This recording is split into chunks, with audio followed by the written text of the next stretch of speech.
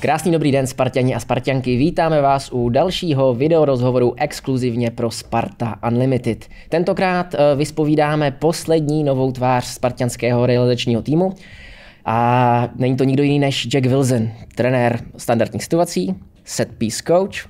So, welcome Jack. Welcome here. Thank you for the welcome. Need to ask you for a favor for the beginning. Okay. You know, because yes, your accent could be pretty hard. So, can you please go easy on me? Yes, that's no problem. And maybe we can set some rules, you know. We can find any typical Scottish word as a safe word for me. When I'm not going to understand you, I'm going to shout the word and you're going to stop and repeat again. Okay. Do you have any word for me? Haggis. Haggis? Haggis. Haggis, okay. So I'm going to shout haggis and then we're going to It should repeat. be okay though. I've learned how to dilute my accent. Okay. Haggis, no. haggis. No, I'm trying just, you know.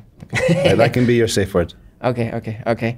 So maybe we can start with the Scottish accent. Are the guys already used to your accent? I think so. Yeah, it seems like they are. With how we're in the meetings and training and in the games, I think so. I think they are. There's obviously times when maybe a bit fast, but it's natural for me to be like that. But I am getting better and clearer with the players for them to understand. So it's going well. And when you had your first meeting here, was it, or have you seen any faces that are like looking totally lost? No, in the first meeting I did explain to them my accent and how it is strong and fast for every Scottish person. So I did say that to them, and if there was any questions they needed to ask after, if they didn't understand anything, to come to me. But nobody asked a question, so it seemed like everyone understood. But within football, although there's a lot of speaking, using images in meetings and going through drills and training, it's another language as well within that, so that helps. During the training camp, when we were just, you know, getting used to each other, getting to know each other, yes, you recommended us a Scottish TV series, something which you said particularly is really good with the accent. What was it? Yeah, it was a Scottish sketch show called Still Game. Okay. Is it your favorite show? It's one of them. It's when you live abroad or you live in England and you don't hear many Scottish accents like you're used to and Scottish humour, then it's always nice to put on in the background to watch a few episodes. So we can recommend it to the fans? Yeah, I can recommend it, but if they would understand the banter within it and the accents, I'm not too sure. But of course, I would recommend it to everyone.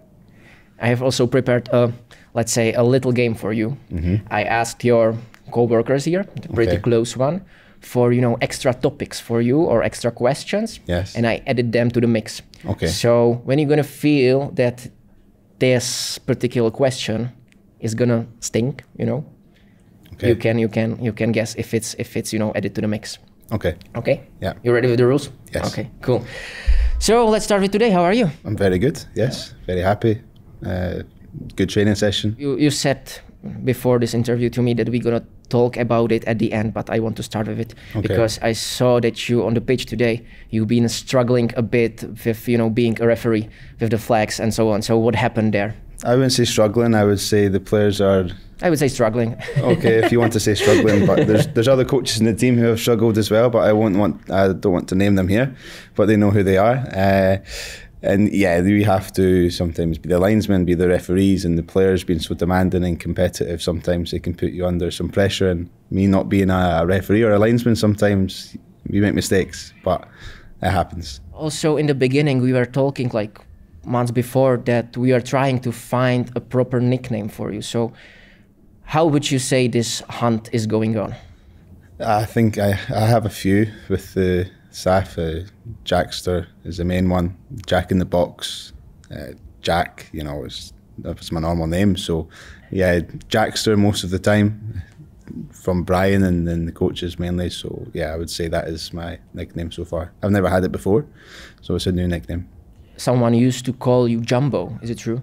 Jambo? Jumbo, yeah. That's a little bit of banter between me and Stratza, because I used to work for Hearts, and Stratza used to play there, and the nickname of Hearts is the Jambos, so I call Stratza Jambo, and he calls me Jambo. So yeah, a little bit of banter between me and Stratza. So two Jumbo buddies. Yes, Jambo Buddies, yes. Buddies. Okay. Yes, exactly. So tell me, Jackster, bring me back to your homeland when it all started, you and football. What is your first memory on you being in touch with football? When I was very young, getting into football, going to games with my dad, my granddad and my uncle. When I was really young, going to Dundee. That was our local team, 45 minutes away. So from a young age, going with them, being a season ticket holder, and also just going down to the park, playing football with my mates from back home. And then growing up in high school as well, we would always play football lunchtime and play for the local football club. That was kind of when it started. Probably, it's a stupid question, but had you inside of you, the dream to go pro? Not really, no. I never really had that. I was maybe a bit more academical. But I recognised quite early that my ability is very limited. So I focused on coaching from 15, 16. And then from then on, it just progressed to coaching, going into analysis, and then obviously ending up here in Prague. So I noticed early that I wasn't good enough to make it to that level. Looking at your resume, it kinda evolved, because the first position I have found was opposition analyst and youth coach. These two are like youth coach was the first one, yeah. Yeah. And then you became analyst, right? Yeah. Where was the shape, or when the change became on? Well, when I was coaching young, and I was very analytical, so I done a lot of analysis with the youth teams that I used to coach, and I wanted to find a route into professional football. And I really enjoyed the analytical side of the game, and still do. It's a big part of my work here, and opportunities started to come up, and I took those opportunities as much as I could. It was voluntary, expenses, wasn't paid very well, and it was travelling all around Scotland, scouting players, scouting opposition teams, making reports, and starting that quite young at 18, 19, opened my eyes to how to work in football and the demands of it. And I took a lot of risk, maybe not risk doing it, but I lost a lot of personal time from doing that. But I enjoyed it, and it's helped me in my career so far. You grew up next to St Andrews, or just like in the area, right? Yes, around 15 minutes down the coast. So have you thought about being in a golf? No. Funnily enough, my uncle's a caddy, and he's really good at golf. One of my best mates is really good at golf as well. But I used to play now and again with my friends and my uncle and my dad, but not really. It's not something I enjoy watching it, especially the Ryder Cup. And when any golf tournament is in St Andrews, I will watch. But I'm more of a guy who will go to the driving range than an actual golf course. And is it like a thing there, that everyone's play golf there? Yeah, it's massive. In St Andrews, there's many courses in the area that I'm from. So there's a lot of different villages within a 10, 15 mile span. And there's a lot of golf courses there, a lot of golfers. And you'll know many golfers in that area, of friends, family who play golf. But so in that sense, you're kind of a black sheep there, not playing golf? Yeah. Okay. I'm one of the odd ones out in my friend group. So yeah, that one, that football fanatic, what the fuck. Yeah, well, we're all football fans. They play a bit more golf, but I'll usually meet them after the golf game than on the course. You also went to, as I found out, to the university. So was it your studies connected somehow already to football, or what have you studied? Yeah, so I done sports coaching and development. So I done 2 years at college, which was coaching almost every day, different sports as well. So rugby, hockey, obviously football, which was the predominant one for me. And then the third year was at university, which was a bit more academical. But when I was in university in my third year is when I became the opposition analyst for Dundee United, which is when I had to go and scout the opponents, create a report, send it to the coaching staff. And I done that alongside my third year at university. So yeah, sports coaching and development, which has helped me massively in knowing different things on coaching and planning, etc. for my career. And it was already like a full-time job, the Dundee? No, that was only just part-time. It felt like I made it like a full-time job because I wanted to work in football so much, first team level. So I committed a lot of time to that alongside my studies. And then, after the Dundee, there was the Heart of Midlothian. Mm-hmm. So what was, you know, that was like a already, let's say, I don't want to, you know, say it that hard, but like a proper job, full-time job, or? Yeah, this was full-time. So took me out of my comfort zone a lot. I moved to Edinburgh, so I left home, and then had to live on my own, had to do a lot of different things and grow up basically and become an adult. And then alongside working for Hearts full-time for 3 seasons. I was, you know, amazed how you said the Edinburgh, you know, it was like... Edinburgh. Or yeah. Edinburgh. Yeah, that might be easier for you. Yeah. It's really nice. No. I love the way you are saying it. And tell me, you know, is it also true that the football situation in Scotland, it's like basically in general, you know, Celtic, Rangers, is it divided between those 2 clubs, the whole country, or is it more, you know, located also in the different parts?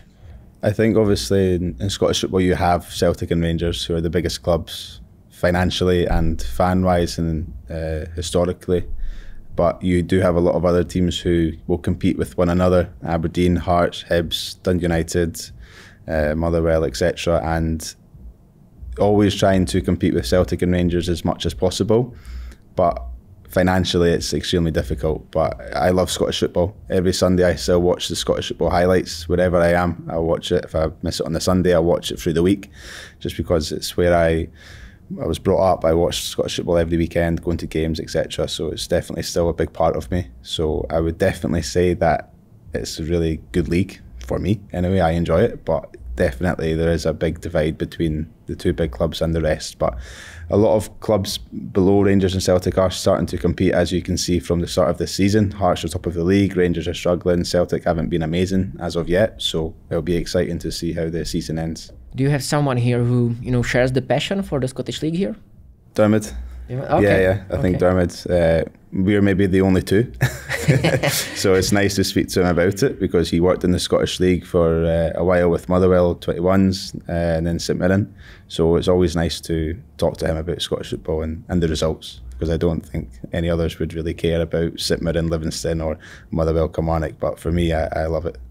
Maybe you are the only 2 guys here in Czech Republic who, you know, yeah, knows. maybe 𝐔𝐍𝒂𝒄𝒌 a little bit, because he was at Hearts on loan, so we have that connection. So he sometimes talks about Scottish football now and again. You can next time invite him, you know, to the common watching of a Scottish Sunday football. I would say Ian as well. He's a big Celtic fan, but he's been out of Scotland a while, so he's maybe not as invested as us. Okay.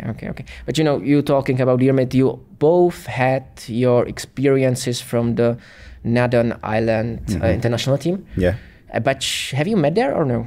No, we never came across each other until, funnily enough, the week building up to Dermot and I coming out to start at Sparta Prague, I met him on the Monday evening, night time, because I went to Northern Ireland, Iceland, and I went back to the team hotel, knowing the staff, etc., to see everyone again, as I hadn't seen them for 3 years since I left.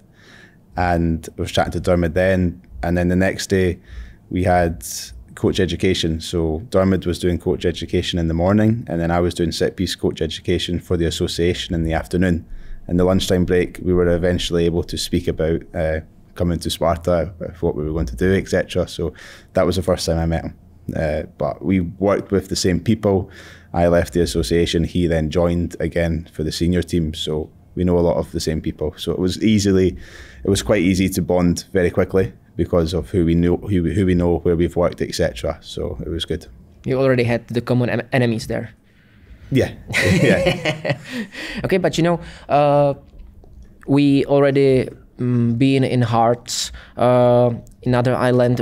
When was the moment you realized this is what you want to do, or this is what you want to do, like full time? And when did you find out, the set pieces are quite interesting for me? Mm-hmm. It was at Hearts. I was involved to a certain extent with the set pieces. I had to do almost all the analysis, as I was the only one. I worked alongside who is now the set piece coach at Aston Villa and Portugal, so it was good to learn from him. But it was predominantly when I went to Brentford and I was a set piece analyst, and the culture they had for set pieces there and the demands they put on them to help them win games and not lose games was definitely when I thought, this is what I want to get into, this kind of niche area. because set pieces have always been in football. They've always won games, you know, lost games. If you look at Man United in the treble season when they beat Bayern Munich, they scored 2 corners late in the game. So they've always been in football. But being at Brentford, it opened my eyes to the details of how important they actually are and how you can train them more, how you can do more meetings on them, but how you can allow the players to enjoy them, because it's important players enjoy doing the set pieces and they can see the benefits of them. And hopefully, and I think our players are starting to see that, how they've helped us through the season so far. If I understand it correctly, you being there, you know, assistant for the set pieces, and at that place you realized how important the little details are. Yeah, exactly. Okay. Yeah, and they were significant for us. Maybe not so in the season we got promoted through the playoff, but as soon as we came into the Premier League, everyone was starting to realise how good Brentford were.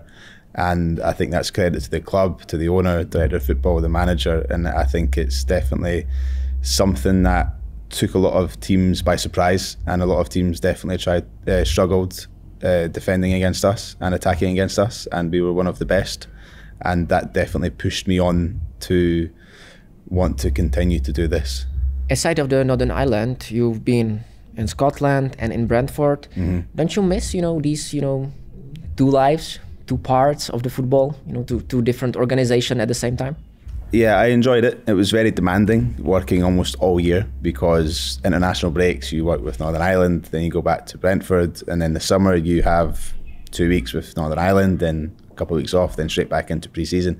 But for me at that time of my career and my age, I loved it, because I was learning so much from different coaches, from the players, different styles of play. We'd play one way with Brentford, go to Northern Ireland, play a completely different way, and it was just really opened my eyes a lot to how it can help me as a coach and as an analyst at the time, to learn from different people and different styles of play and also oppositions. So I also done Northern Ireland when I was at Hearts, so I would go from analysing a Scottish team, say Livingston or Kilmarnock, etc., who have one style of play, to then going to analyse Italy, Germany and Netherlands. So it was completely different. So it was really good for me in my development at that point in my career. And, you know, I'm not sure if you are already pissed off it, but I can imagine that most of the people are asking you about Man City.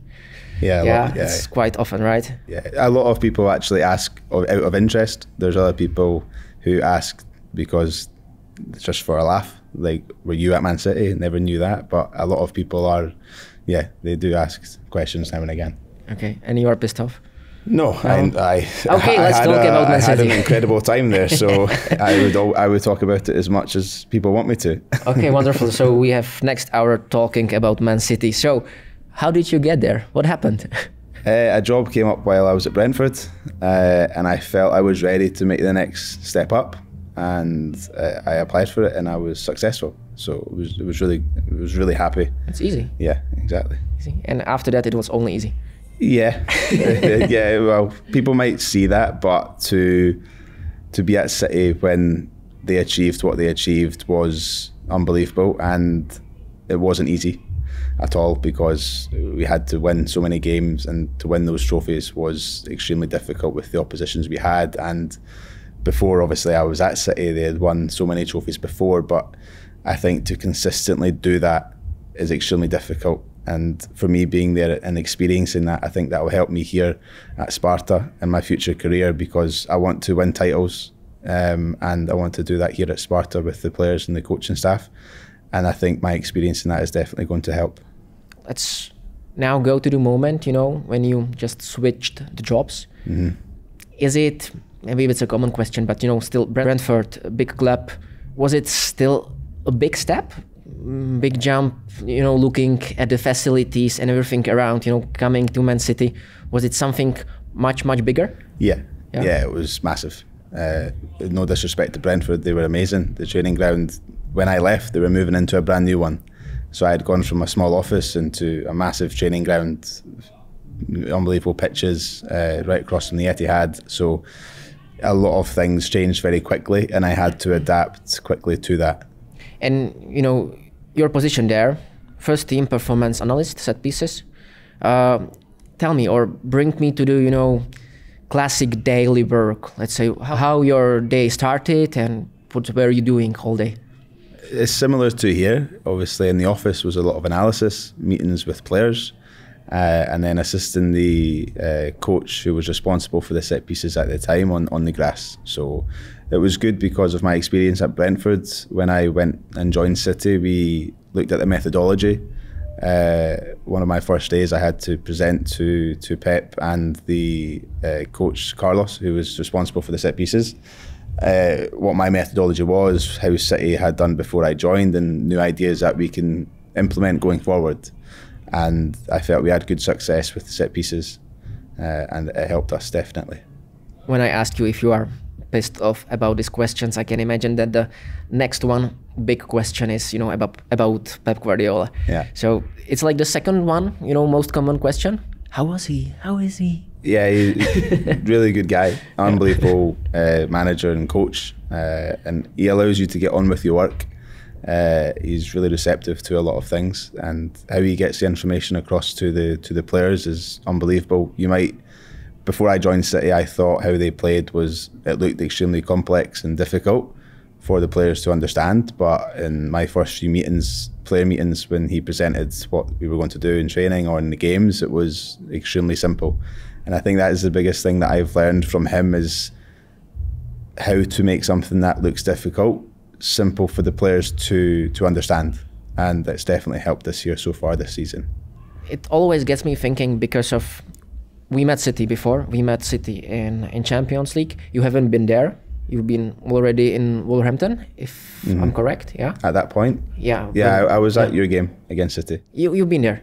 Your game against City? Yeah. Yeah, I was there. Yeah. Not working for City. Not working for City. Yeah. As a neutral. Yeah, but still,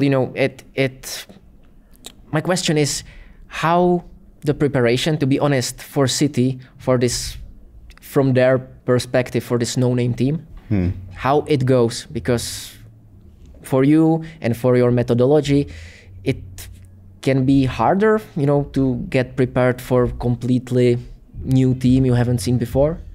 Yeah, I think every way we prepared for a game at City was exactly the same, no matter who the opposition was. And I think that's the same for every head coach and every team. Like us here, we'll prepare the same for Brno as we will for Shamrock, as we will for Slavia. The styles and the tactics and set pieces might change, but how we prepare when we do the meetings, how we train is exactly the same. And that was the same at City. We never thought because we were playing a lesser team, we would prepare differently. It wasn't like that. You achieved there at City at that time big things, big things. So I think a lot of us are curious about how were the celebrations with Jack Grealish. Very good. Yeah. Yeah, Jack's a brilliant guy. I still speak to him now and again. So yeah, they were good. But overall, the celebrations were amazing. The titles, the parties were really good. The pre-season trips. But if people ask me what was your biggest achievement at City, and of course we won all those trophies, etc. But I met my girlfriend there, Chloe. So that was probably one of the biggest achievements alongside the trophies. It was basically my next question. Yeah, but you're a proper boyfriend. You do it rightly. Yeah. So alongside. Is she watching somewhere? No. No. So yeah, alongside the trophies, that was a special part of it as well. Okay. Wow, boyfriend of the year, wonderful. You found love there, but you still left the place. What happened? Again, I felt I was ready to move on to the next step, and I felt I achieved what I could achieve at City. I loved it. I loved my time there. One of the best I've had in my career. Still follow them now. One of my best mates still works there, who I still speak to often, see as much as I can.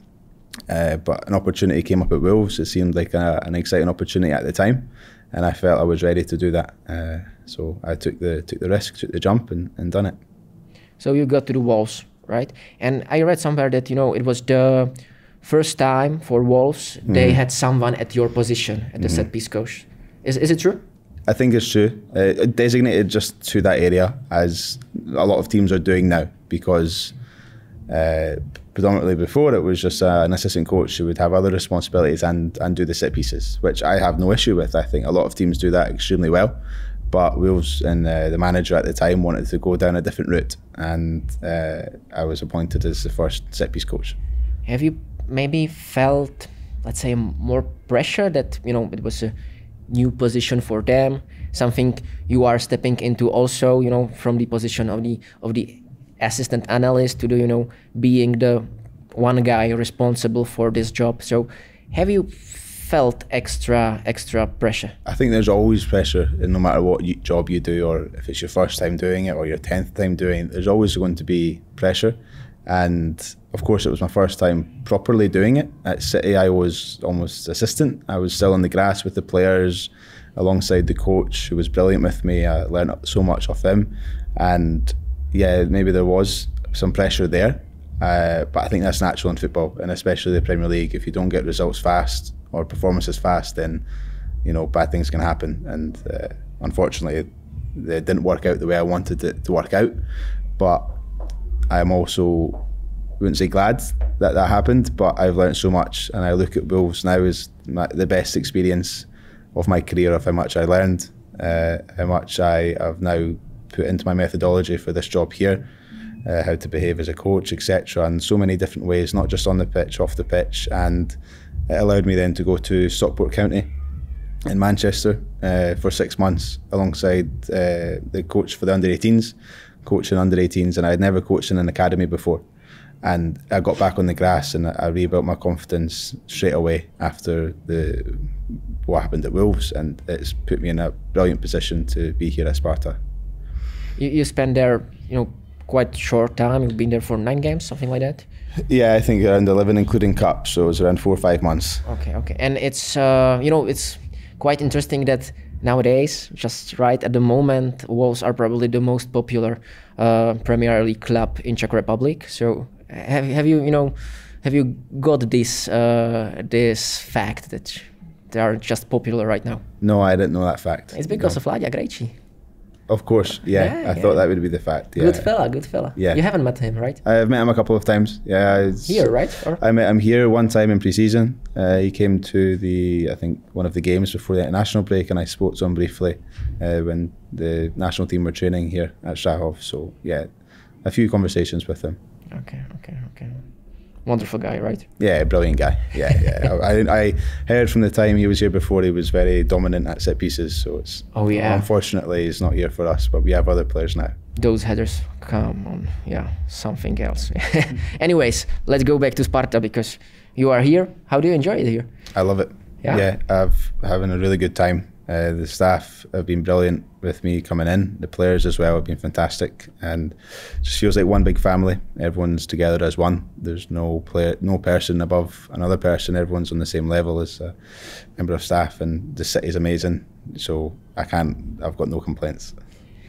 And how did it all start? You know, where the first contact began, or, you know, what was the contact person for you? How did you... Well, when I was at Stockport, I think it was March, April time, Brian messaged me, and then we had a phone conversation the next day, just chatted about my career, what he's looking to do in the future, potential opportunities, and he said that he wanted to have a set-piece coach for his next role, if he was able to take one with him to the club he was going to. I obviously didn't know where he was going to at that point. A week or two later, I went down and met Brian and Lucas, actually, in London, presented my methodology, training ideas, etc., and just had a 2-3 hour conversation with them in London. It was really good. And then from then, I just kept in contact with Brian for the next couple of months. He would phone me, I would phone him, I would send him training videos, we would just chat briefly on WhatsApp, and then he gave me the phone call on I think it was a Monday, and then I flew out on the Friday. So. And have you met before, or it was just your first contact with Brian at all? It was the first contact. I knew of Brian. I knew of him from Midtjylland, Antwerp, coming here, then going to Feyenoord. So I knew of him, and a friend of mine used to be a set-piece coach at Midtjylland as well. So I think he was a point of contact between us. So I knew of him, his career so far. So basically you got a text from unknown number. Hey Jack, would you like to show me some set piece? Jo? Yeah, it wasn't like that. It was more introducing himself and saying how he got my number, etc. So yeah, but we've got a really good relationship, Brian and I, the whole coaching staff too. I think we've got a brilliant coaching staff. Brian, Rossa and 𝐔𝒂𝒄𝒌 have built a very good team to complement obviously the amazing backroom team that are here already, and I think we're working really well together. Právě jste dokoukali free část rozhovoru s 𝐔𝒂𝒄𝒌em Wilsonem. Pokud vás zajímá více o 𝐔𝒂𝒄ově práci a o spartanských standardkách, koukněte se na Unlimited.